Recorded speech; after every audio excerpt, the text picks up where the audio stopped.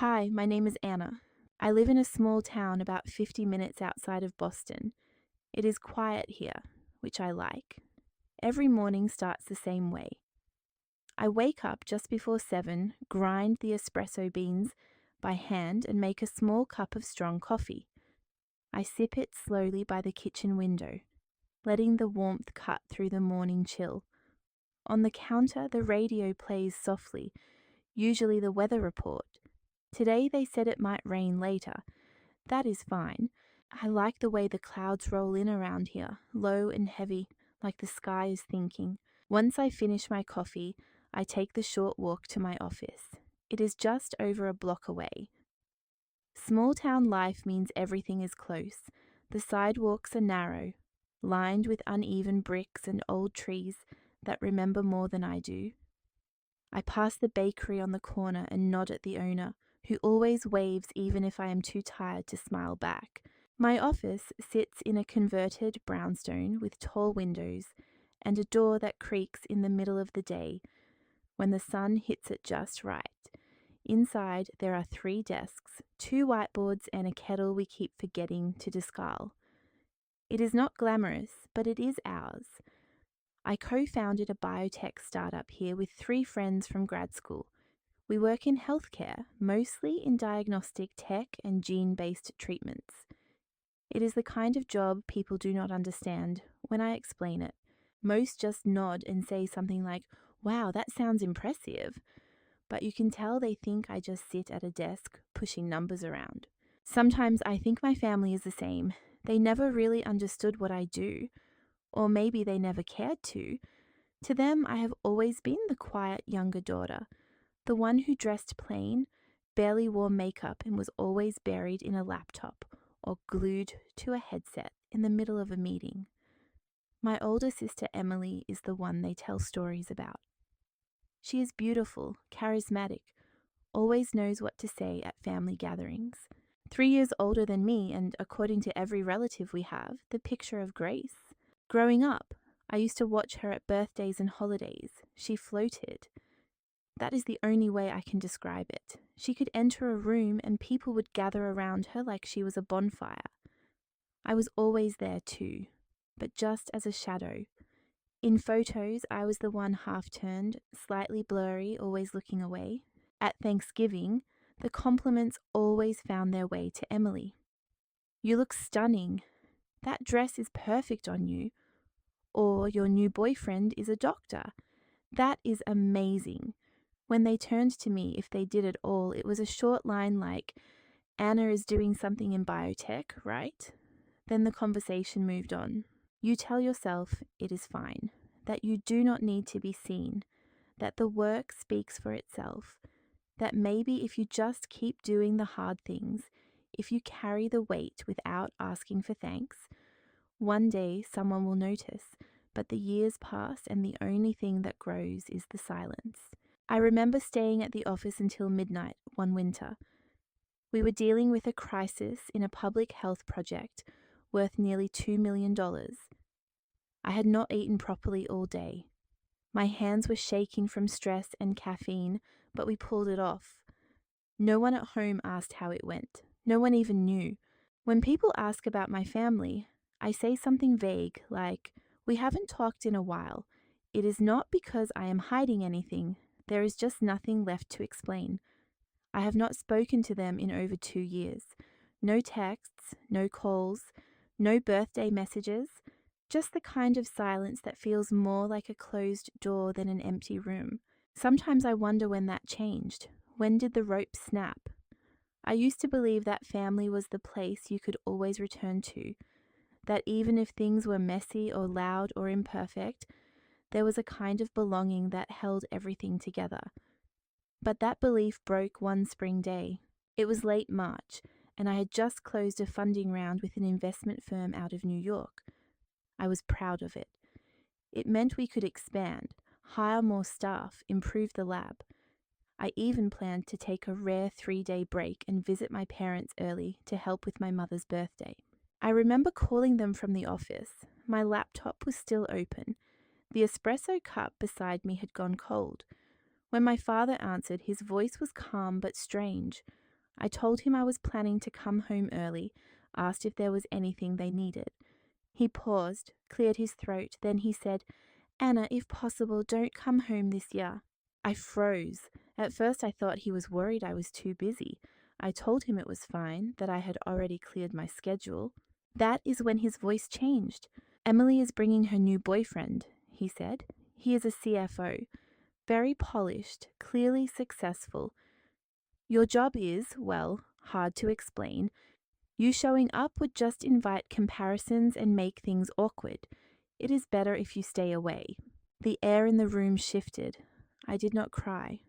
I just sat there, feeling my chest tighten like something fragile had cracked in my ribs. I asked, "Are you saying I make the family look bad?" He did not deny it. In fact, he doubled down. "If you insist on coming, then do not call me your father." Then he hung up. No pause, no hesitation, just silence. That was the moment everything changed, not because it was dramatic, but because it was so clear, so final. I looked around my apartment after the call, the same walls, the same pale light through the curtains, but something inside me had shifted. For the first time, I felt like I was no longer anyone's daughter, not in the way that mattered. And maybe I had not been for a long time. I sat in my usual armchair by the window and stared at nothing. Outside, the wind was picking up, shaking the thin branches of the tree in the front yard. I picked up my phone again, not to call anyone, just to look at it. Then I stood up and walked to my desk. I opened my laptop and logged into my banking app. For over 2 years, I had been sending money to my parents every month. I covered their electric bill, water, internet, cable, nearly $6,000 a month, and that did not include the extras. When the fridge broke, when my father's car needed repairs, I paid all of it, quietly, without reminders. They never asked if I could afford it. They just said Emily was in transition or struggling with work. If you can help, that would be great. So I did, as if it were my duty. I scrolled through the transaction history. The total was over $15,000. I stared at the number, not because I regretted it, but because even after all of that, I was never enough. That night I cancelled every payment, electricity, water, internet, one by one. No alarms, no warnings, just silence. The same silence I had always lived in. And somehow, for the first time, it felt like it belonged to me. I did not sleep that night. Not because I was angry, but because I kept thinking about what had just happened. My father's voice played in my head over and over again, steady and sure, like a verdict that had been decided long before I called. "If you insist on coming, then do not call me your father." It echoed in my chest, low and cold, like wind whistling through an open door that no one ever bothered to close. I lay in bed for hours, staring at the ceiling, watching shadows shift across the plaster. The morning came slowly, grey light creeping into the room like it was hesitant to enter. I got up when the sky was still the colour of steel and walked to the kitchen. I made a cup of coffee, not because I wanted it, but because the ritual helped me think. I stood by the window, watching the stillness outside. The sidewalk was wet from a light overnight drizzle. A single bird sat motionless on the power line. I brought the cup to my lips. It had gone cold by the time I realized I had not taken a single sip. By noon, I had already logged into my banking app. The numbers stared back at me like a spreadsheet of silence. Every transaction was a line in a story I never got credit for. $190 for electricity, $136 for water, $248 for internet and cable. On and on it went, month after month, like I was the family accountant who had no name, no voice, no role beyond the bills. I hovered over the first line, cancelled it, then the next. Another cancelled notification, then the third. Each click was quiet, but inside me something began to shift. Not like breaking, not like anger, something else like letting go. I did not announce it. I did not message anyone. I just turned off the lights on a house that had already asked me to stay away. The following days were quiet. My routine stayed the same: walk to the office, meetings, coffee, labs. I said nothing to my team, though they noticed I was quieter than usual. I smiled when needed, I answered emails, I signed reports. I existed, which was something I had learned to do even when the ground beneath me was shifting. Then came the birthday. It was a Thursday, cold but clear, the kind of day where the sun is sharp but never warm. I stayed home from the office that morning, not because of the date, but because I knew what was coming. At exactly 9 in the morning, my phone buzzed. I had left it on the kitchen counter, face down. I picked it up slowly and turned it over. It was a message from my mother. "Anna, sweetheart, I think the power is out. Can you check for us? It's an important day." I stared at the words for a long time, not because I was surprised, but because of how familiar the tone was. Sweet, soft, like nothing had ever happened, like I had not been told I was unwelcome, like I had not been asked to disappear. 15 minutes later, another message came in, this one from my father. "Still no power. Water is not running either. Is something wrong with the payments? Call the provider now." The sharpness in his message cut through the air. No concern, no mention of the last phone call. Just a demand, like I was still in charge of their utilities. I placed the phone on the table and walked away. I made another cup of tea, peppermint this time. I sat on the couch, legs tucked underneath me, and let the silence sit with me like a guest I had finally decided to welcome. By 10:30, the messages started coming faster. From my mother: "Anna, please, I am begging you. Guests are arriving. Can you just help this once?" Then from my father: "No electricity. We cannot cook.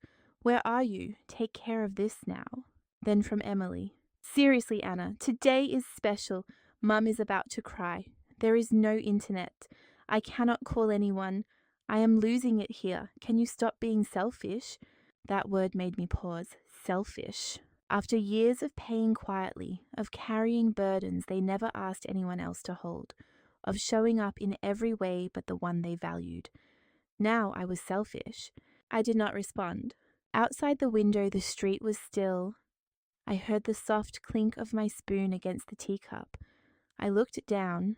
The tea had gone cold. At 11:15, a video call came in. It was Aunt Lisa. She was the only one in the family who still sent holiday messages, even if I rarely replied. I hesitated, then answered. Her face appeared on the screen. She was standing in her kitchen, lit only by a flashlight. Her hair was pulled back. Her eyes were red. "Anna," she said gently, "your mom is panicking. The house is dark. Everyone is running around and no one knows what to do." I said nothing, just listened. She added, not accusing and not defending, "What happened? You have never missed your mum's birthday. I know you have your reasons, but maybe say something." I took a breath. My dad told me I make the family look bad. He told me if I insisted on coming, I should not call him my father. What do you think I should do after that? Lisa's face froze. In the background, I heard noise, a voice I recognized as my mother's, saying loudly, "She is probably just sulking. No one would be heartless enough to do this." Then another voice, sharper, Emily's. "Tyler is almost here. Someone call the power company already. I cannot believe she did this to us today." I gave a slight smile, not joyful, just something close to peace. Lisa heard everything. She did not try to explain. She did not excuse anyone. She just looked at me and nodded.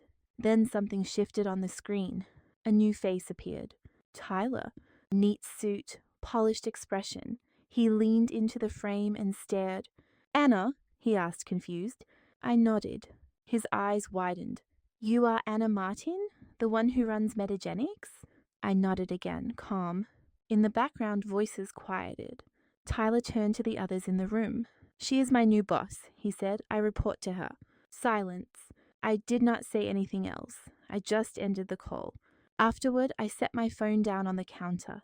No emotions, no adrenaline, just stillness. My apartment was quiet, lit by soft afternoon light coming through the window. It was enough. They wanted a day without me, and they got one. But they also got something else. the truth. And I did not have to lift a finger. I had only stayed home and let everything unfold. The Monday after the birthday, I returned to the office as usual. Nothing felt different, and yet everything had changed. The air was sharp that morning. A light frost coated the tops of parked cars. I wrapped my scarf tighter as I walked the block and a half to work, the cold biting through my coat sleeves. Inside the office, the heater clicked on with its usual hum, and the windows fogged up just enough to blur the view of the street. I settled into my chair, powered on my computer, and began reviewing the weekend reports. Nothing urgent, just progress updates and a few flagged items from the finance department. I opened an email titled Pending Transfer Approvals and scanned the list of names. Then I stopped. Tyler Reed. The name was listed under finance, marked as approved for relocation from our New Jersey branch to the Boston office. I clicked into the profile. Head of Finance, 5 years at the company, strong performance reviews, MBA from a solid school. I recognized the face in the photo immediately. It was the same one from the call. The boyfriend my parents were so eager to impress. The one who made my presence at my mother's birthday an apparent inconvenience. A small laugh slipped out, just one breath, no sound. They had no idea. I closed the file and continued working. 2 days later, he walked into my office. It was mid-morning. I had just returned from a brief meeting with the lab team when I heard a knock. I looked up from my desk. Tyler stood in the doorway holding a folder. For a second, he seemed unsure whether he was in the right place. "Anna?" he asked. I nodded. "Come in." He stepped inside, visibly tense. His hands tightened slightly around the folder and he cleared his throat before speaking. I wasn't expecting... He trailed off. I gestured to the chair across from me. "Please have a seat." He sat down slowly, still watching me. The silence between us stretched thin. I opened the folder and began scanning the financial handover summary. Clean layout, accurate numbers, efficient presentation. His work was good. I kept my tone even. "You will be reporting directly to me during the first quarter. I will be reviewing your department's plan and performance metrics before finalizing the budget allocation." Tyler nodded, clearly trying to process what was happening. I watched him realize it piece by piece. "You're the co-founder?" he finally said. I nodded again. "My name is on the paperwork. Has been since we started." His face flushed, then turned pale. He looked down at his hands. I wondered how much he had heard since the birthday. What Emily had said, what he had assumed. I said nothing more. There was no need to explain myself. After a few more questions about his responsibilities, he stood to leave. He paused at the door and turned slightly, as if he wanted to say something, but whatever it was, he kept it to himself. The door clicked shut behind him.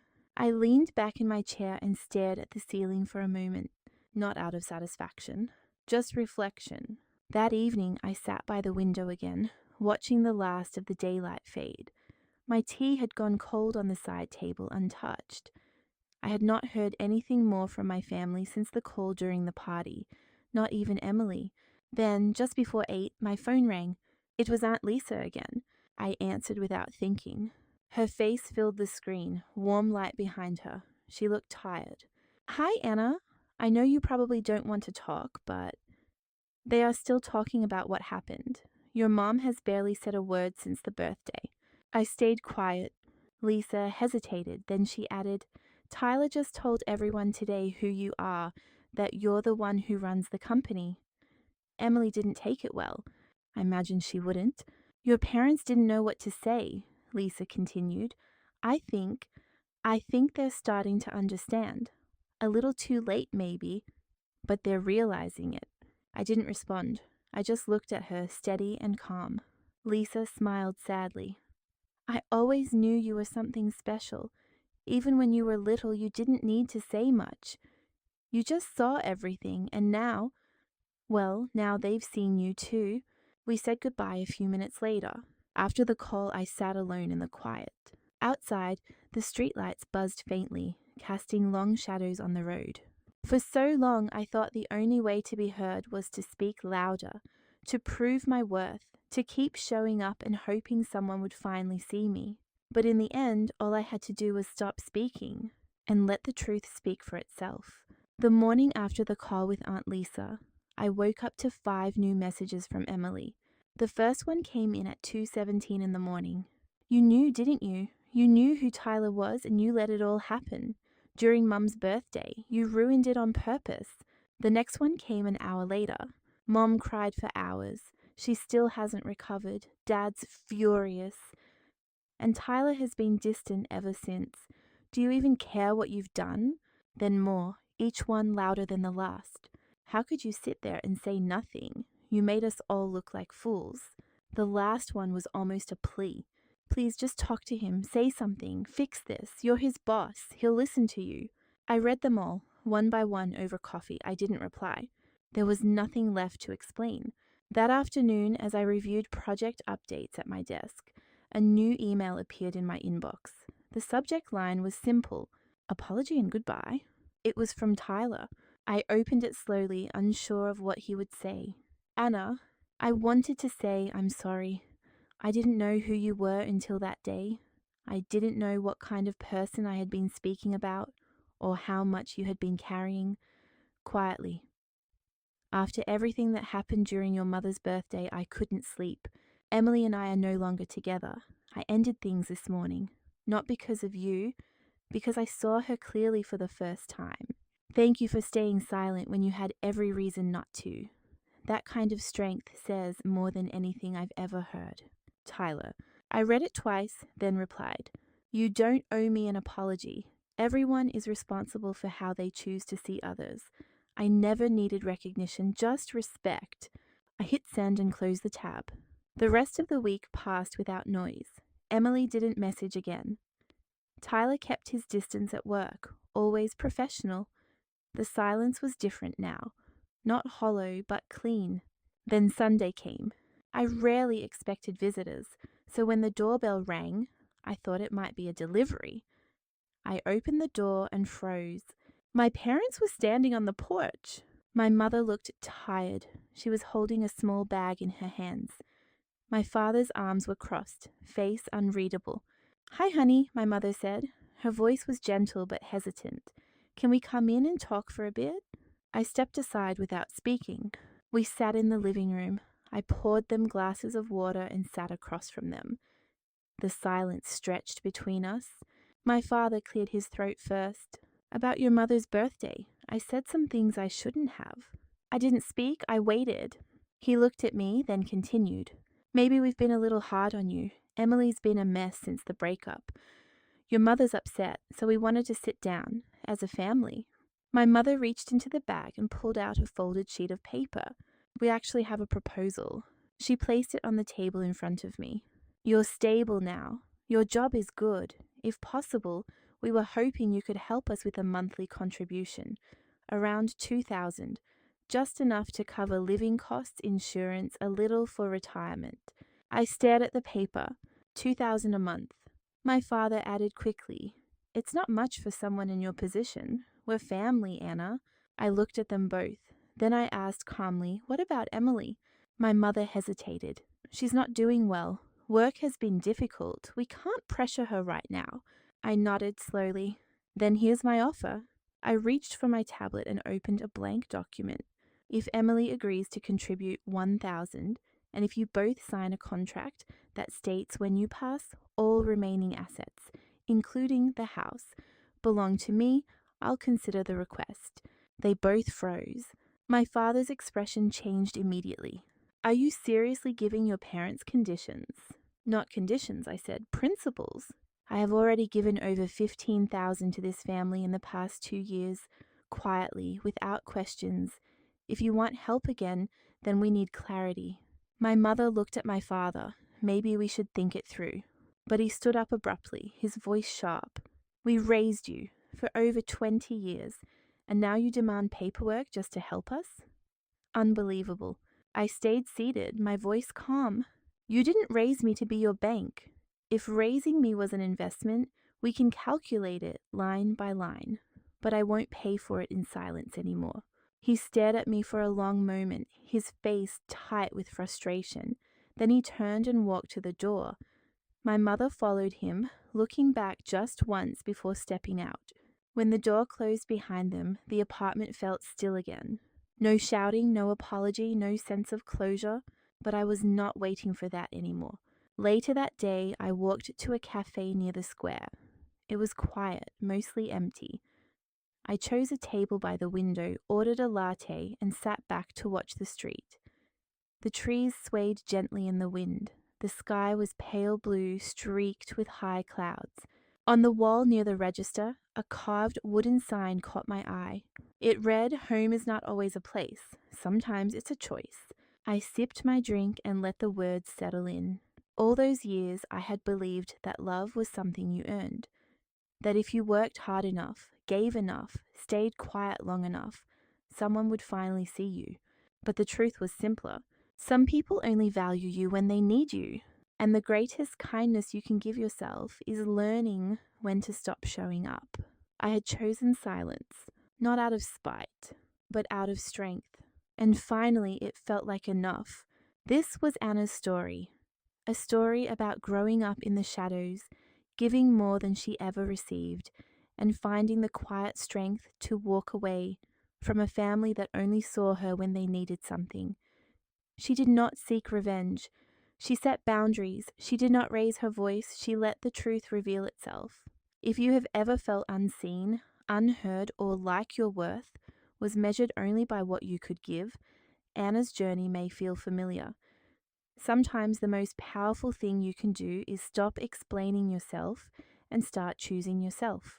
If this story moved you, let us know in the comments. Share your thoughts or tell us your own story. And if you would like to hear more narratives like this, remember to like, follow, or subscribe for more quiet stories that speak loudly.